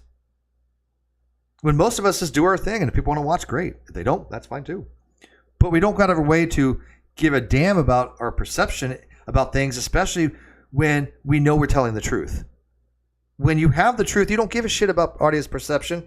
I understand, sure, if you're saying something and it's not coming across as coherent, fix it. I get it. So their perception of that would be like, hey, Steve, like the other night, I had a lot to put out. They're like, Steve, can you slow down a little bit? Sure. Right. Absolutely. But she will go out of her way on a dime to see which way the wind's blowing with her live chat and kind of go with that. And I think a lot of content creators will probably, rebuke that kind of streaming, because when you're doing that, all you're doing is pandering to your audience. You're not putting out what you believe. You're not putting out your own content. What you're doing is just being a slave to other people, right? Just to their whims. And I'm not going to do that. I'm not going to be catering to people because, they say something. Now, I respect their opinion, and we can get into discussions about that. Nothing wrong with that. But I'm never going to tell them, my audience, hey, I this, and this. Why? Because I think, you're a member or you're a patron. No. And I don't think they should. I don't think that you should. And it's not a matter of disrespecting your patrons or your members. I have the utmost respect for my mods, my subs, my viewers, my patreons, anybody who's donated to the GoFundMe. Every one of them I've thanked, because I really do appreciate every single one of them. But they also know that they can't buy my position. I had a Patreon try that once, and it made a big video. I mean, somebody made a big video out of this. Steve throws a $50 Patreon over the bus. But they neglected to mention the reason why is that particular $50 Patreon that I had was harassing two of my friends and harassing me and trying to buy, airtime kind of stuff to come on and do other stuff and stuff that was just, I didn't agree with, other agendas. So yeah, I had a problem with that. And somebody made a video on that going, oh, look how Steve treats his $50 Patreon. Well, I didn't want him to be a patron anymore. I actually blocked him on Patreon for that. If you're a flat earther and you, hey, Steve, I'm going to pay you $1,000 a month to promote flat earth, I'll tell you to piss off. Right? But that's kind of a similar thing. It's just like the people don't understand there's dynamics behind those things. There's reasons why. It wasn't like I treated a Patreon bad. I would never. I sat for 2 hours one time for $1 Patreon, a Patreon for $1 a month, and I was like, no problem. I'll sit as long as it takes for you to ask your questions, and I will answer in the best of my ability, because it wasn't about the amount. By the way, the person's still a Patreon. But I don't think that as a content creator you should be bought by your audience. I think they would lose respect for that, and that's one thing I do. I really do admire Tia for. She listens to her audience. They can talk to her. They can disagree with her. She can disagree back. They can have a conversation. And it's the antithesis of an echo chamber. I think that's the way to go for a good content creator. That's my model. And I think it's a good model to have. But not all content creators do that. And they can't. Like Katie cannot have that model. She has to have that echo chamber. She cannot have anybody question her and her narratives or ask for receipts for anything. Right? So she cannot have that free-flowing type of exchange. Brenda says, I'm so sorry for everything she's put you through, Steve. You seem like a caring and nice person. Got you fooled. No, I'm kidding. I thank you. I don't get how anyone could not like you. Straight up, it started about 4 or 5 years ago with the Great Debate Communities, the thing that I have below. I started this G Plus group called the Great Debate Community that had kind of been around for a little bit before. And it was just a few people, but it wasn't anything big. But I kind of said, hey, look, I can make this into something, I think. And I had a game plan. I started a channel called the Great Debate Community. It's still on there. It has like 4,000 subs. Not a big channel, but I use it for alternate kind of stuff. But the Great Debate Community was designed to basically have open and honest discussions and bring in notable people and talk to them, about philosophy and science and things of that nature. Kind of like it was a precursor to the Non Sequitur show with us. And my channel started getting a little bit of income, and people were like, what about our channels? I'm like, well, put content on your channel. I'm like, all you're doing is your whole channels are dedicated to trolling other people. All your content is bashing on other people. Maybe people don't want to watch that. And if they, maybe that's not the content they want. I don't know. But that channel made $30 one month, and they somehow thought that was all going to be split. It's like, how does that work? Look, I'm happy to go on other people's channels and promote their channels, and they get every dime of that. I don't ask for a damn thing. Why would that's stupid? You don't go on somebody else's channel and expect something. One, it's gracious enough that people allow you to come on, but why would you expect something? That's just weird to me. But long story short, they were a bunch of trolls. They were causing harm with people. They were going after people in real life. And I didn't want anything to do with that. And they've stalked me ever since. They've gone after me ever since, trying to run all these fictitious narratives. Steve stole the GDC. Absolute nonsense. I mean, look, everything you ever see with the Great Debate Community, go look. Everything that ever been developed with the Great Debate Community was from me. Go look. I've been attached to that for how many years now? But they didn't like the fact that they weren't getting the attention by some notable people because they didn't want to talk to these people. I guess. Would you want to spend 2 hours talking about philosophy with the Holy Spackle? I would hope not. But you can see that Holy Spackle is exactly what I said she was 4 years ago? I guess it was 2018. I think it was. Going on 5 years. That when she went into EKC's chat and she just trolled the hell out of her. Compassionate trolling. Did anybody watch that on EKC's channel? That's what I dealt with. I dealt with her years ago, and so I wanted nothing to do with them. And unfortunately, with them, they don't like that. They don't want to be put aside. And matter of fact, one of them contacted me not long ago and said, "Hey, it's been so many years, and I think we could bear the hatchet." No. Nope. Jesus forgives. I don't. There's certain things that are just unforgivable with me, and I'm not willing to bear the hatchet with some people. Too much water on the bridge because I know what they're like, and I'm not going to go, oh, have they changed? No, they haven't changed. And if they did, I don't care. Yeah. Here you go. Fernando, Holy Spackle is a pompous pit. Yeah, we know this now. But again, I've known this for how long? Because she was a member of the GDC. She was a mod for the GDC. I had to deal with her nonsense. And for somebody to lie about it and say, oh, she was never a mod. Really? Okay, well, explain to me the thing that I got from her saying that she's stepping down as mod. Like I said, here's a fun thing to protect yourself. Never give out everything you have for evidence. Never. Don't give something out private. Compartmentalize. I give this person this, give this person that, but never put everything public. Why? Because you never know when you're going to need something when somebody tries to fabricate something like that and say, oh, well, Holy Spackle was never a mod for the GDC or whatever. Oh, really? Right? Yeah, I'm not a very forgiving person when it comes to that. Look, I will forgive people that have honest mistakes, right? If you've honestly have had a transgression and it is an honest mistake, and even if it's deliberate to some degree, like somebody says, like, Steve, I stole this from you, I apologize. I may not going to really trust them very quickly. It can be built up over time. But if you've gone out of your way to harm me or my daughter in any way, shape, or form, then there's no forgiving for you. The people that involved my daughter, they're done. There will never be forgiveness for me. And I hope there's no forgiveness in the afterlife. That's one thing I do respect about the Christians, that there's some kind of universal justice. Because it's nice to believe there might be some universal justice. And again, I don't believe in hell, right? I don't believe in hellfire. Even when I was a theist, I never believed in hellfire. I believe that God does exist. God is compassionate, and I lean toward more what's called universalism, which is universal salvation. So if there's a God, that to me is coherent with a compassionate God. But I do believe that if there's going to be some cosmic justice, then that's up to a deity to determine what that would be. But again, I don't believe in like eternal conscious punishment. That makes no sense. That's not a benevolent being. But I don't know what that justice would be. But we all want to see some kind of either retributive justice or at least restorative justice. I do believe more in reparative justice, which is, people getting training and things of that nature, and restorative, making people whole.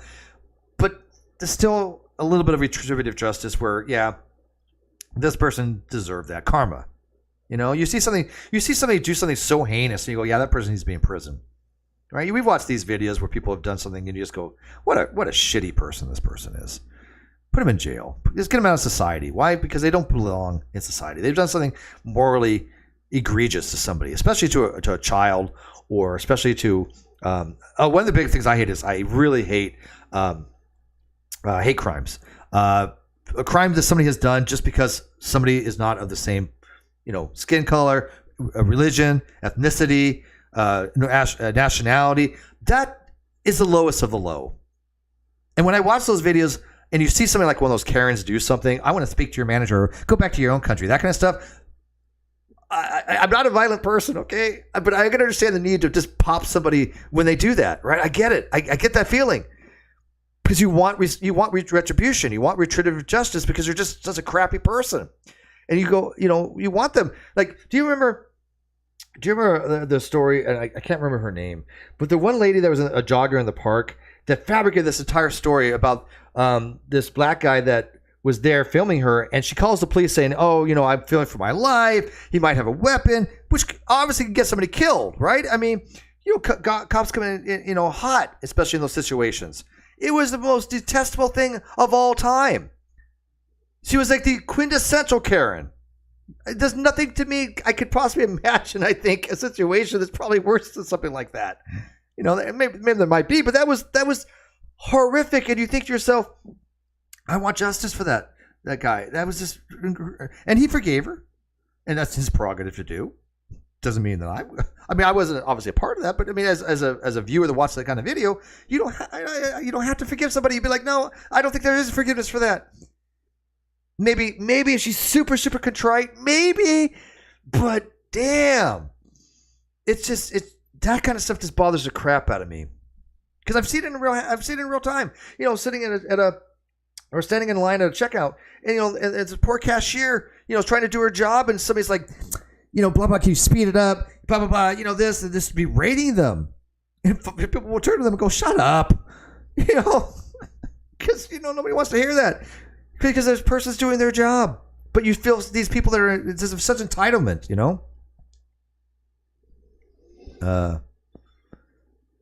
Okay, so sorry. These things take a tangent. Welcome to my channel. I go all over the place. This way they receive false validation, and they are right and good, and that you are wrong and evil. Hence, their sense of self-esteem are restored, and their feelings of shame and inaccuracy are managed. So it's well and good, except for those who got hurt, but who cares about them, right? So that right there really does explain Katie a lot, right? This whole playing the victim part. She wasn't contrite either. Yeah, she wasn't sorry at all, Ashley. You're absolutely right on that. And matter of fact, I think she got fired from her job. And I think that a lot of people want to contrite after there's ramifications. right? Another one I watched was this guy on a plane who was basically saying he worked for Glaxo Pharmaceuticals, some big pharmaceutical company, and he was drunk, and he was just going off on people, racial epithets, the whole 9 yards. And he's like, well, I work for such and such. Smart move there, buddy, because the next day he didn't work for them any longer. He was some CEO, some executive for a big drug corporation, right? But they always come out, I'm so sorry for what I've done. No, you're not. You're sorry you got caught. Look, we've all been drunk. I've been, I was a Navy guy. I'm not a big drinker now. I've had my share of drunk, situations, but never have I done anything like that. Never. It wouldn't cross. I don't even understand how it crossed his mind to, one, get drunk before you go on a plane flight, because you have to deal with TSA and a lot of logistic stuff. You might have like 1 or 2 gin and tonics. That's what I would have when I fly. But normal people don't sit there and go, yeah, I'm going to have like, a whole bottle of scotch and I'm going to go out and start like yelling at people on an airplane. It's just something that normal people don't do. And then when they get caught, because again, entitlement, they really feel like they're entitled. And they get caught, I'm so sorry. Well, yeah, but you're still an asshole, man.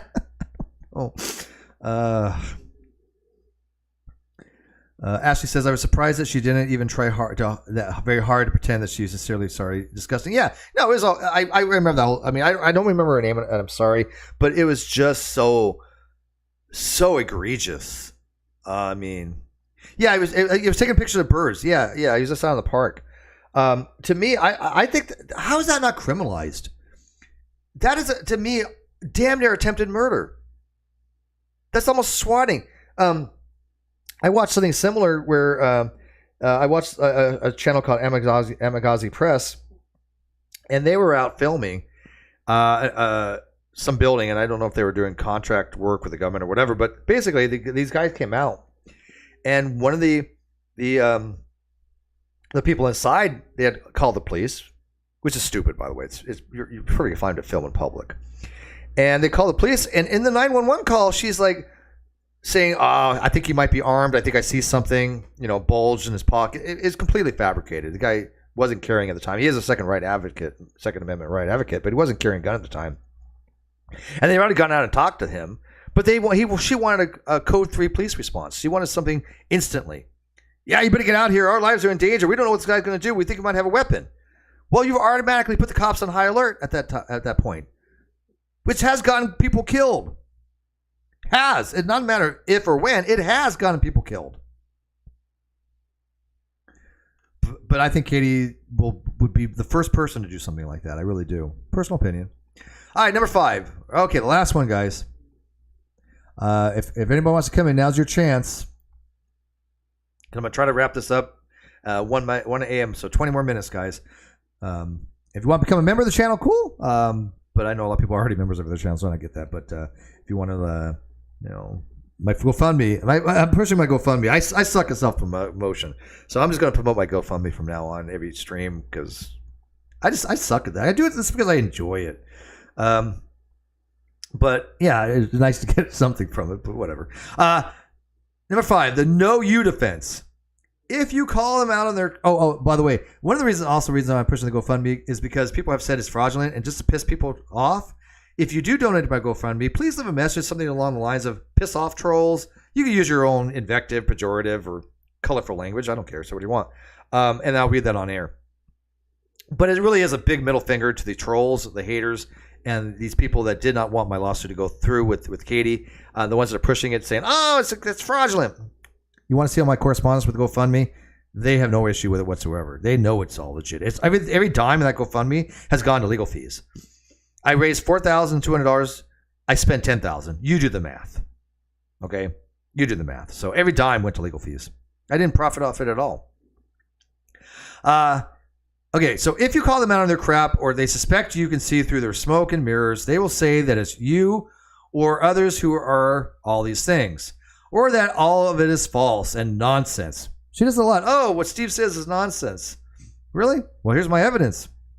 They may even say that that they are honest, caring, and authentic, and you don't understand these things, that you are projecting, that you're pretending, you are triggered, and you're gaslighting, you are the narcissist, you are whatever buzzword they have learned.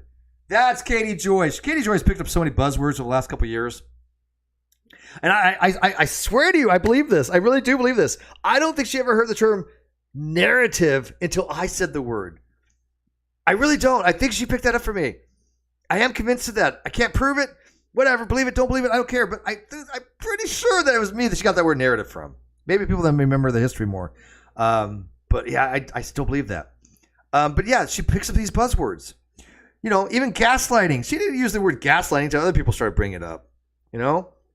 She didn't use the term malignant narcissist until I used it against her. And then she called me a malignant narcissist. And I wasn't doing this whole preemptive strike thing. I actually believe she's a malignant narcissist. But I don't think she's ever heard of that term before, the way, you know, and a lot of stuff that we've talked about on this channel. But she says that she's being honest. She even said one time she's incapable of lying. And then somebody actually projected that and said, Steve has said he's incapable of lying. I'm like, really? When the hell did I ever say that? I said, I'm totally capable of lying. I just choose not to if I can get away with not having to even do a white lie. And that was kind of what I exactly said. I don't like doing white lies, but there are times to do white lies to save somebody's feelings. I'm not a Kantian ethicist. Kantians believe there's never a reason you have to lie. Never, you should never lie to a Kantian. I don't agree with that. I think that if you're in a situation where it comes down to harming somebody, then yes, you should lie, especially to save their feelings. And it doesn't have to be some overt lie. Just, be compassionate. If somebody says, how do I look in this? And you're like, God, you look like shit. And you really care about this person. I mean, again, we do it in jest. But, just somebody that might be, taking it the wrong way, that's not how you say it. And especially like, as let's say a customer, whenever to Kohl's, and they say, how's this look, kind of thing. Do you think I would not be, you think I'd still be there if I said, hey, you look like shit in that? No. You'd be like, well, I think this cut, this and this, and you can say it looks nice, but this is better. Something like that, right? And so there's nothing wrong with that. But she actually has said that she's incapable of lying. She has this weird medical thing, she said. I don't know what it was. No, that's nonsense. Most people have the ability to lie. I don't know anything. There's no medical thing I've ever heard that you can't lie. But some people do it as a lifestyle because they are narcissists, and that's what she does. She lies frequently, because she doesn't have to survive. She has to lie in order to fit in with society. But she did say this. Anybody else remember? Am I the only one that remembers this? When she says she's incapable of lying, and then somebody took that and projected and said, I said that? I'm like, no, I didn't. That was her that she said that. She says, I believe it. She hears someone who is smarter than her using words with more than 2 syllables, polysyllabic words, yes. And she starts saying them constantly after that. LOL, I've always noticed that about her. Yes, she picks up things. She hears a buzzword and she runs with it. She got that Knives Out disorder. Oh, that's funny. Because people with narcissistic tendencies can be interested in human psychology too. Absolutely. And a lot of them actually work in the helping, teaching, medical fields, or pretending to be experts and intellectuals on social media. Really? Yes. Who else does that? I mean, according to Katie, she's an expert in everything, man. She's a lawyer. She's a journalist. She's a nutritionist. She's a physician. Everything. She stayed at a Holiday Inn. She knows about everything. I dare anybody to go find any one of my videos. I've had 2,000 videos? More than that? Anywhere I've ever said I'm an expert in anything. Good luck with that. I happen to like certain topics. I have to be educated in some areas, but that doesn't make one an expert. It just makes you informed about the basics. Right? So she will go on social media and just for some reason think she knows more about everyone else. She knows more about cosmetics than Toddy. She knows more about the law than lawyers, than like Emily Baker. She knows no more about the content that she pontificates upon, more than like the Ashley or Leslie Bass. She's always thinking she knows more about things, and she's always better than somebody else and more expert. Oh, I know this. Here's a true fact. Katie Joy, and I don't know if you guys know this, but Katie Joy, the expert medical physician she is, said you can't catch a urinary infection. You cannot contract a UTI, urinary tract infection, by having sex. She said that. She literally, and she wasn't like just, out of the blue. She's like laughing at her audience, going, you guys are idiots. She actually blocked somebody who's a nurse. The nurse says, no, of course you can catch a UTI by having sex. I'm sure many people have. But not according to Katie Joy. And she blocked somebody who was an expert, a nurse, because she said, no, you're wrong. That's absolutely not correct. You're putting out misinformation. But she pretends to be this expert on things she knows nothing about. Do you guys remember that? Ashley, do you remember that? True story. Again, a lot of people don't know the history of Katie as much as we do. I was there from ground zero, man. I got all this stuff written down in blogs and screenshots and all this stuff because I don't want I don't want the internet to forget the history. But I also want other people to run with it and get the facts and go talk about it. I'd rather just do, like, I was going to do a thing on the epistemology. I had something all ready to go on that. But I was like, I'll do this instead. But if other people keep this information out there, and especially for people that are new to Katie Joy, where they can go investigate and say, hey, what are these people talking about? There you go. Go watch Tia's channel. Go watch Aaron's channel. Go watch Nikki's channel. Get all the information. They have it all. Maybe they don't have it all, but they have a lot of it. Enough to at least get somebody in the right direction and give them some information. And so that's what I'm hoping. Because I want her to be held accountable. I don't want to see anybody else go through the crap that we've all been through with her, or many of us have been through. And I do honestly believe what she's done to that family with the Marvin, the McRae family, the Von McRae, and Letitia. It blows my mind that she thought it was a good idea to start accusing somebody of having fraudulent GoFundMe. Why? Because some of her stuff's questionable for GoFundMes. Again, projection. But for her to do that, just for somebody to go visit their dying, or I don't want to say, is he dying? I don't even know. I know he's in a coma, but somebody go visit their son in a coma. Why would anybody think that's appropriate to do, to question something like that? I just don't get it. Nothing makes sense about it. Make it make sense. Because that's something I still can't wrap my head around, why Katie and Union Rock were so adamant to try to go after that particular fundraiser with them. First of all, they're not the fundraiser, please. Second of all, it was for a very worthy cause. But they're making money hand over fist about that stuff. I have not once made a video about that kind of stuff. I don't make videos on trauma. Okay, it's hard enough to make the videos I do make and the topics I do talk about. But I certainly do not want to be involved in certain types of situations that are very emotionally traumatizing when I don't get the information right. When somebody's lost, when a child has been missing, I don't get involved in that, not because I'm a compassionate, it's because I don't know enough and I don't want to make any mistakes. I leave it to the people that will do a much better job. And if they profit off of it, that's only because people are getting information and they want to support the channel. Nothing wrong with that. Nothing wrong with that at all. But Katie's not one of those channels that does that. Katie doesn't do what she does for compassion. She does it because it profits her and she gets some attention out of it. And that's the difference. If you're a YouTuber and you're doing what you want to do and people want to support that, great.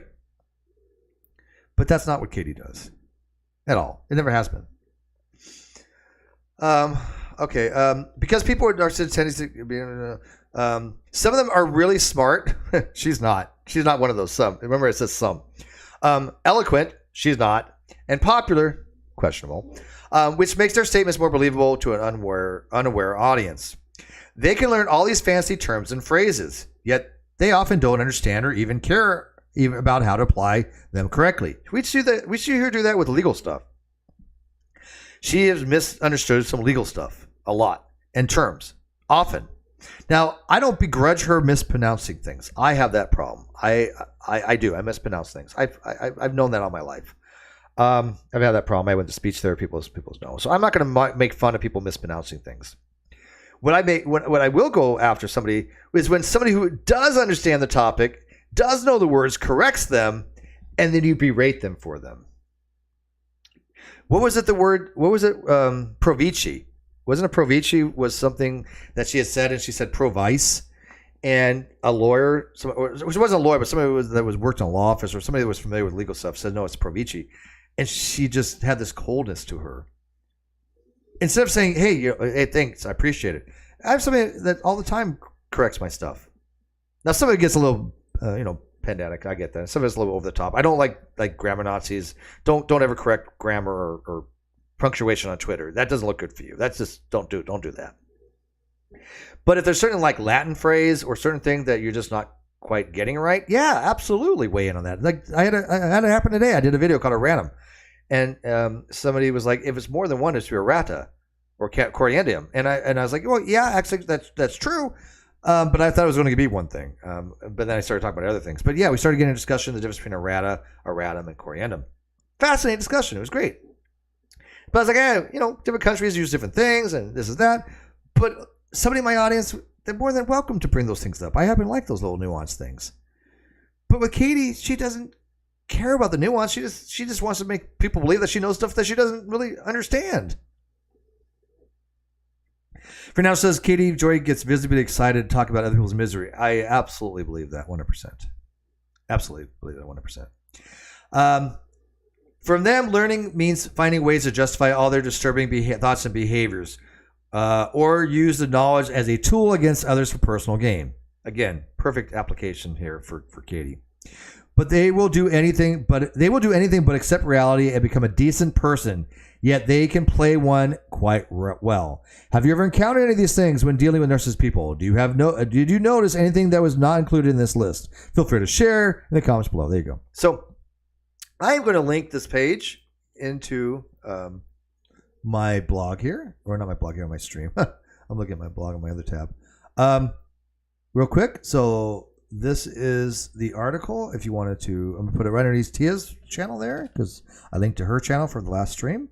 This is the link to article that I read if you want to use it in your things. But real quickly before I end this, how many of you guys think that it sounds like Katie Joy to a T? Put one in the chat if you do. Put anything else if you don't. But let me start wrapping this up here. It's late for me too. It's very hot for some reason. Alexa, what's the temperature? Right now, it's 79 degrees Fahrenheit. Today, not too bad. Expect a high of 95 degrees. That's not too bad. All right, guys. Let's see, Tracy, it when she uses the wrong words to describe things. Well, again, I'm not even going to begrudge her for that. I do that occasionally as well. But that, to me, I know is something that I've had literally all my life, that I went to speech therapy for. And so I do have pronunciation issues. I mean, even like today, there's a word I had a hard time pronouncing. I heard it, I could say it. I heard it, I could say it. Once I didn't hear it again, I couldn't say it properly. And that's just something that I've always had to struggle with all my life. Not quite a learning disability, but it's more of like a verbal dyspraxia thing. So I can't begrudge somebody for mispronouncing, see, I just did it right there, right? Mispronouncing words. Because again, I do it. I stumble a lot over my own words because of this problem that I've had. And speech therapy is amazing. I was way worse growing up. I hated the sound of my own voice. I couldn't pronounce any word with an R. Rabbit, which would be wabbit. I would say things more like quata instead of quarter. And you do all these little tongue exercises, right? And so and it was it was kind of embarrassing because they pull you out of class, and people knew that where you're going. You're going to this special class like speech therapy. There was more than other classes they had, but I did that all the way until I think freshman high school or sophomore, something along those lines. But definitely in middle school and junior high. So I'm not going to fault her for mispronouncing words, but when somebody says, "Hey, this is how it's actually a legal term, and this is how it's said in the law," that's a good correction, right? Because some of these legal terms are Latin, most of us don't speak Latin. But I think Kano's passed out. All right, guys, I'm going to wrap this up. It has been a great stream. I really thoroughly enjoyed going over this stuff because I when I read this, I was like, God dang, this is something people just they've got to see this because this is Katie Joy in a nutshell. So, Trey says, oh no, I mean she uses the word and implies it's something as in the subject. Yeah. Well, I've seen her like say some really bizarre things. It's like, what does that got to do with this? Yeah, I don't know. But Ashley says, good night, everyone. Glad I finally caught it live. It's been a while, Ashley. It's been a long time. So I usually watch the replays. Yes, it's been a very long time. Steve, thanks, Steve. Enjoy the rest of your night. When I have like time, like tomorrow, I go in a little bit later. But when I have a night that maybe I want to stream late at night, I'm probably going to do it on the GDC channel. I am trying to figure out some software that I have. I'm going to do some test streams on the GDC channel. But my next stream is going to be on Friday. I'm doing a science communication show with Landon Curtnell, who is one of the most brilliant minds on the planet. He has 2 world records in mathematics. He is a computer scientist who literally did help develop the internet. Not just he underplays his role in it, but I know exactly what company he worked for. I know that he did help. I'm not going to say obviously, but it is out there public that he did help develop certain protocols with the internet. He's also like a volcanologist. He's a planetary scientist, and he's just an all-around great guy. I mean, he's just an all-around great guy. If you look him up on Wikipedia, Landon Curtnell, wonderful guy. So I'm going to be doing a stream with him on science communication on the Non Sequitur show, and the way I'm going to be doing the Non Sequitur show is probably going to be every Friday. I'm going to be taking every Friday off, and we're going to kind of rotate. One episode is going to be, I had G-Man on last time. If you didn't watch the last episode, go watch G-Man. He's a character. And so it's going to be a little more, that style. Then I'm going to have one dealing with more serious topics, and then one more about science topics, and then kind of a potpourri. So it's going to vary a lot. That's why it's a Non Sequitur show. You never know what you're going to get. And I kind of like that. Because the old formula that we had did work, don't get me wrong. But I am solo now, and I don't want to have the amount of material that Kyle was trying to do, because I just don't think that was the way the direction of the show was ever thought out to be. It wasn't envisioned like that, and I think he was just going way overboard with certain things, and I'm not interested in that. I want, right now I can only really do one show a week. I'm going to maybe eventually try to do more, but I want really that one show to be of substance. I want some quality, and he was just putting out content to put out content kind of stuff at some point. And I was just like, this is all crap, All right, but anyways, I am going to wrap this up. It was rambling at this point. I apologize. But it's been a while since I had a late night stream with you guys. Mama's the boss says, thank you, Steve. Yes, it's crazy. She'll never learn. Absolutely agree with you. Care Bear says, good night, everyone. Great life, Steve. And I appreciate it. And I think that's a great way to end, Care Bear. Great night to everybody. Please make sure you're subscribed to the channel. If you want to support the channel, you can, again, just go to the GoFundMe and leave me a message. I will read it on the next stream. And hopefully it'll be, like I said, something about the trolls, because they're having a conniption fit right now.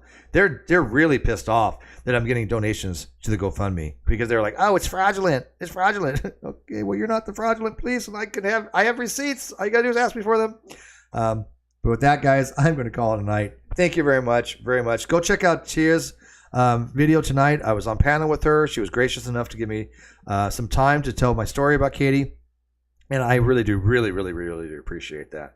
But go watch her channel, and go read my blog on Katie. If you really want to know about Katie, that's my blog, and this Psych Central thing that I just read just tells you everything you need to know about her, right? So anyways, guys, good night.